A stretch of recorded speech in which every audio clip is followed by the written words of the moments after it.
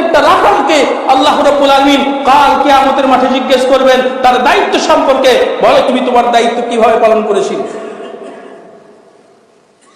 আপনি যদি মাঠে এক পাল ছাগল নিয়ে যান, এক পাল গরু নিয়ে যান চরানোর জন্য, তাকে মাঠে খাওয়ানোর জন্য, বলুন যদি সেই গরুগুলো সেই ছাগলগুলো মাঠের মধ্যে গিয়ে কোনো অত্যাচার করে, কোনো ফসল নষ্ট করে, কাকে ধরবে? গরুটাকে ধরবে, ছাগলটাকে ধরবে, না ছাগল যে চড়াতে নিয়ে গেছিল তাকে ধরবে?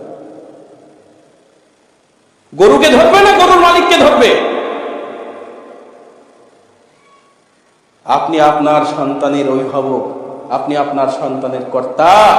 আপনি কিভাবে একবার ভেবেছেন সন্তান সেদিনকে জাহান্নামে যাবে, যাওয়ার পূর্বে কাঠ গড়ায় আপনাকে দাঁড় করিয়ে রেখে যাবে? আল্লাহ রাব্বুল আলামিনের কাছে সেদিনকে নালিশ করবে আপনার সন্তান। আল্লাহকে ডেকে বলবে, ও আল্লাহ, আমার আব্বা যদি সেদিনকে আমার ব্যাপারে যদি সজাগ ভূমিকা পালন করত, তার দায়িত্বটা সেদিন যদি পালন করত, তাহলে তো আজকে আমাকে জাহান্নাম যেতে হতো না। তাকে দায়িত্ব দেওয়া হয়েছিল। বিশ্বনবী মুহাম্মদ রাসূলুল্লাহ সাল্লাল্লাহু আলাইহি ওয়াসাল্লাম কি বলেননি? মুরু আওলাদাকুম বিসসালাত, তোমার সন্তানকে সালাতের জন্য তুমি কি করো? হুকুম করো। কখন হুকুম করবে? যখন তার বয়স 7 সিনিন, 7 বছর হবে, তখন তাকে সালাতের জন্য হুকুম করতে থাকো, সালাতের ট্রেনিং দিতে থাকো। যখন সালাতের 7 বছর বয়স হবে তখন ট্রেনিং এর জন্য প্রেসার করো, তাকে ট্রেনিং দাও, তাকে সালাত করাও, তাকে সালাতের হুকুম করো, আদেশ করো, নির্দেশ করো, সঙ্গে করে নিয়ে তুমি সালাত করতে যাও। সেদিন যদি 7 বছর বয়স যখন আমার ছিল, সেদিন যদি আমাকে সালাতের ট্রেনিংটা দিত, কোরআন মাজিদ শিক্ষার ট্রেনিংটা দিত, ইসলামী শিক্ষার ট্রেনিংটা দিত, তাহলে তো আজকে আমাকে জাহান্নামে আসতে হতো না। আর এক ধাপ আগে বিশ্বনবী মুহাম্মদ রাসূলুল্লাহ সাল্লাল্লাহু আলাইহি ওয়াসাল্লাম বলেছেন, যখন তার বয়স 8 সিনিন, যখন 10 বছর বয়স হয়ে যাবে, আযরিবুহুম আলাইহা, তাকে মেরে সালাত পড়াতে হবে। যদি সে সালাত না পড়ে, যদি সে নামাজ পড়তে না যায়, তাকে পিটিয়ে সালাত পড়ানোর জন্য ব্যবস্থা গ্রহণ করতে হবে। এটা হচ্ছে দায়িত্বশীলতা, এটা হচ্ছে কর্তার একজন দায়িত্ব, এটা হচ্ছে কর্তব্য। বলেন আপনি আপনার সন্তানের জন্য কোন দিন এইরকম প্রসার দিয়েছেন, এইরকম প্রেসারাইজ করে, এইরকম চাপ সৃষ্টি করে সালাতের জন্য নিয়ে এসেছেন যে আপনার বয়স হয়ে গেছে সন্তানের 10 বছর, অথচ আপনি সেই সন্তান নামাজ পড়তে আসবে না, তাকে পিটিয়ে সালাত পড়তে নিয়ে এসেছেন? বলেন তো। শুধু সমাজের দায়িত্বশীলকে আল্লাহ জিজ্ঞেস করবেন না, পঞ্চায়েতের দায়িত্বশীলকে আল্লাহ জিজ্ঞেস করবেন না, শুধু মাদ্রাসার দায়িত্বশীলকে জিজ্ঞেস করবেন না। আরে আপনি তো প্রথমেই একজন দায়িত্বশীল আপনার ফ্যামিলি। আপনি তো কই আপনার সন্তানটা যখন 7 বছর বয়স হয়েছে আপনি তো টেনশন নেননি। আপনি টেনশন নিয়েছেন কোথায় জানেন? আপনার সন্তানটাকে ইংলিশ মিডিয়ামে পড়াতে হবে।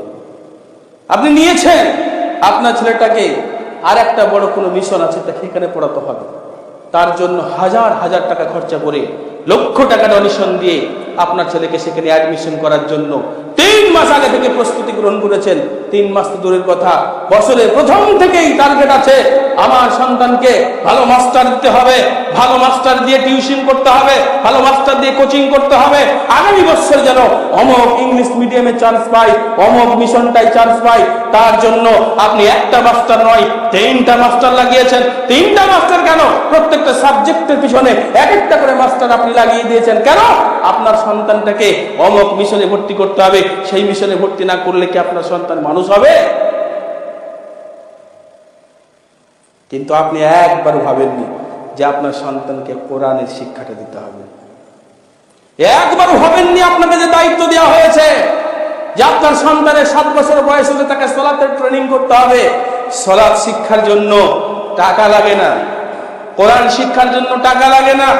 মসজিদের ইমাম সাহেব আছেন, মসজিদের ইমামের কাছে গেলেই ফ্রিতে কোরআন শেখানো হয়, ফ্রিতে দোয়া শেখানো হয়, ফ্রিতে সালাতের ট্রেনিং দেওয়া হয়। ওখানে পড়ানোর ব্যবস্থা নাই, ওখানে পাঠানো হয় না। সম্মানিত সুধী, আপনার সন্তানকে আপনি ইংলিশ মিডিয়ামে পড়ান তাতে দুঃখ নেই, কিন্তু কাল কিয়ামতের মাঠে কি আপনি একবার ভেবেছেন আপনার দায়িত্ব সম্পর্কে যখন আল্লাহ আপনাকে জিজ্ঞেস করবেন তখন আপনি কি বলবেন যে আমার সন্তানটাকে আমি ইংলিশ মিডিয়ামে পড়িয়েছিলাম আল্লাহ?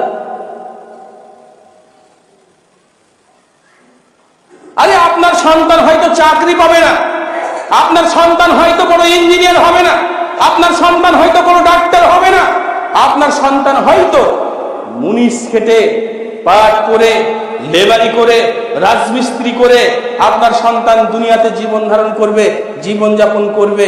এ কথাই হয়তো ঠিক আপনার কাছে, আপনি ভাবছেন, কিন্তু আপনি একবার ভাবেন তো, এই দুনিয়ার জিন্দেগিটা মাত্র 50-60টা বছর, মাত্র 70টা বছর, হয়তো সে এভাবেই কষ্টের মধ্য দিয়ে লেবারি করে জিন্দেগি যাপন করে, মিস্ত্রির কাজ করে জিন্দেগি যাপন করে, পাট খেটে জিন্দেগি যাপন করে দুনিয়ার মুখ থেকে বিদায় নিয়ে গেছে। কিন্তু সে ইসলাম শিখে গেছে, তাকে ইসলাম শিক্ষা দিয়েছেন। এই জিন্দেগিটা কষ্ট করে যাওয়ার পরেই কাল কিয়ামতের মাঠে বিচারের পর অনন্তকালের একটা জীবন, সেদিনকে কে ঠেকাবে? সেদিন তার জিন্দেগিটা তো সুখের হবে। আর আপনি যার জন্য দুনিয়াতে এই 40 বছরের জন্য, মাত্র 40টা বছরের জন্য, 50টা বছরের জন্য অনেক চেষ্টা করলেন, অনেক চিন্তা ভাবনা করে, হাজার হাজার টাকা খরচা করে আপনার সন্তানকে মানুষ করলেন, ওই সন্তানটা যখন ইসলাম বুঝবে না, শরীয়ত বুঝবে না, সালাত পড়বে না, ইসলাম কি জানবে না, কোরআন কি জানবে না, মসজিদ কি জানবে না, মাদ্রাসা কি জানবে না, আল্লাহ রাসূল কি জানবে না, ওই সন্তানটা কাল কিয়ামতের মাঠে কাঠ গড়ায় আপনাকে দাঁড় করিয়ে দেবে। বলবে, এই বাপ, আমার এই বাপ আমাকে ইংলিশ মিডিয়ামে পড়িয়েছিল, বিধায় আমি তো সেদিনকে কোরআন শিখতে পারিনি, আমাকে চাকরি পাওয়ার জন্য, দুনিয়াতে ভালো থাকার জন্য ব্যবস্থা করেছিল, কিন্তু পরকালের ভালো থাকার জন্য কোনো ব্যবস্থা গ্রহণ করেনি। সেদিন আপনার কাছে আপনি 5 ওয়াক্তের সালাতের মুসল্লি, আপনি নামাজি, আপনি ইমানদার, আপনি মুত্তাকি, আপনার অনেক নেকি, ওই নেকি নিয়ে আপনি জান্নাতে যাবেন মনে করছেন, সেদিনকে সন্তানের সঙ্গে আপনাকেও জাহান্নামে যেতে হবে। কি ভাবছেন আপনি? দেখেন, সারাদিন হয়তো সারা রাত কোথায় পরিশ্রম করেছে, ঘুমিয়ে গেছে, এই তো হচ্ছে ব্যাপার, নাক দেখে ঘুমাচ্ছে। মসজিদে সালাত পড়তে এসেছে, খুতবা শুনতে এসে নাক দেখে ঘুম হচ্ছে। বুঝতে পারছেন কত ধ্যান? আমাদের অবস্থা হয়ে গেছে, কেবলমাত্র মসজিদে এসে খুতবা দেওয়ার সময় এই 30 মিনিট একজন খতিব উঠবে, ইমাম সাহেব উঠবে আর বক বক করে বকে যাবে, আর আমরা কেবলমাত্র মাথা নিচু করে শুনে বাড়ি চলে যাব। বলবি তুই যা বলবি বল, আমরা কান করেছি ঢোল, খটাং খটাং করে বলে চলে যাবি, আমাদের যেমন অবস্থা তেমন থাকবে, কোনো পরিবর্তন হবে। যদি একটা করে লোক পরিবর্তন হতো, মাসে 4টা সপ্তাহ খুতবা হয়, 4টা সপ্তাহে 4টা করে লোক যদি পরিবর্তন হতো, তাহলে এই ভরতপুরের মাটিতে, এই উত্তরপাড়ার মাটিতে একটা বার বেদিন থাকতো না, সব দিনদার হয়ে যেত। তার মানে আমাদের বলা হয় আর আপনাদের শোনা হয়, এতটুকুনি মাত্র। সম্মানিত সুধী, এভাবে নয়, আপনি মূল্যায়ন করুন দিল থেকে, আপনি চিন্তা ভাবনা করুন দিল থেকে। যখন আপনি দিল থেকে চিন্তা ভাবনা করতে শুরু করবেন, তখন আপনার পরিবর্তন হবে। আপনি হয়তো আমাকে ভুল বুঝছেন, আপনি বলছেন যে ইংলিশ মিডিয়ামে পড়াতে হবে না। না, আমি এ কথা কখনো বলছি না। আমি আপনাকে বলছি, আপনার সন্তানটাকে ডাক্তার করুন, করতে হবে, মাস্টার করুন, করতে হবে, এটাই ঠিক। কিন্তু তার আগে আপনাকে ওই যে আল্লাহ রাসূল সাল্লাল্লাহু আলাইহি ওয়াসাল্লাম বলেছেন, যখন তার বয়স হবে 7 বছর, মুরু আওলাদাকুম বিসসালাহ, তাকে 7 বছর বয়স যখন হবে তখন সালাতের জন্য ট্রেনিংটা দাও। সালাতটাকে ছেড়ে দিয়ে ইংলিশ মিডিয়াম নয়, সালাতটাকে ছেড়ে দিয়ে মাস্টারি নয়, সালাতটাকে ছেড়ে দিয়ে ডাক্তারি নয়, কোরআনকে ছেড়ে দিয়ে ইংলিশ নয়, কোরআনকে ছেড়ে দিয়ে অন্য কিছু নয়।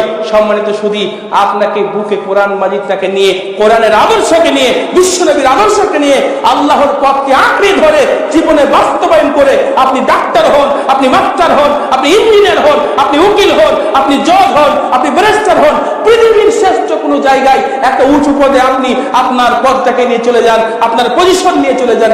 ইসলাম বাধা দেয় না, বরং আপনাকে উৎসাহ দেয়। কিন্তু আপনি ভুল বুঝছেন যে ইসলাম বলছে এগুলো করতে হবে না, কখনো না।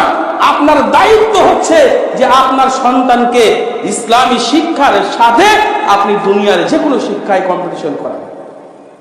কিন্তু আপনি কোথায় গেছেন? আপনি মুসলিম হয়ে আপনার ঐতিহ্যকে ভুলে গিয়ে আপনি অন্যের কৃষ্টি কালচারকে জীবনে ধারণ করছেন। আজকে এই যে নতুন বস্ত্র চলে যাচ্ছে, 31st নাইট যে চলে গেল, হ্যাপি নিউ ইয়ার। ও কত যুবক যুবতী, happy new year, happy new year. আর কত দেখা হলেই। আর সেদিনকে সম্ভবত 2 তারিখ কি 3 তারিখ হবে জানুয়ারির, খুব একটা স্মরণ হচ্ছে না। বেলডাঙ্গা আপনার ওই কলেজটার নামটাও মিস্টেক হয়ে যাচ্ছে। জলিলিয়া মাদ্রাসার পাশে যে কলেজটা অবস্থিত, ওই কলেজে হলো নবীন বরণ। কি হলো? নবীন বরণ। ওই দিনকে আমি আর আমাদের মাদ্রাসার একজন স্যার, আমরা দুজন গিয়েছিলাম মাদ্রাসার কিছু বই পুস্তক নিয়ে আসার জন্য। গিয়ে দেখছি যুবক যুবতীদের অবাধ বিচরণ, অবাধ কি বলবো আর মেলামেশা, আর ভিতরে গ্রাউন্ডের মধ্যে সেই ডিগডাগ চলছে। তো আমি ব্যাপারটা বুঝলাম না। আমি আবার 2 জন যুবককে জিজ্ঞেস করলাম যে ভাই ব্যাপারটা কি, এখানে কি হচ্ছে আজকে? তো বলছে ও এটা হচ্ছে নবীন বরণ। মানে নবীন বরণ মানে একটু বুঝলাম না, আমরা কলেজে যাই না, তো কলেজে গেলে ওই আলিয়াতে গিয়েছি, আলিয়াতে পড়াশোনা করেছি, এই সমস্ত কলেজে যাইনি, আমরা আলিয়ার ছাত্র। তো আলিয়াতে এসবগুলো কই দেখা যায়নি, আমার জীবনে আমি দেখিনি। এখন হচ্ছে কিনা তাও বলতে পারবো না, এখন আর যাওয়া আসা নেই।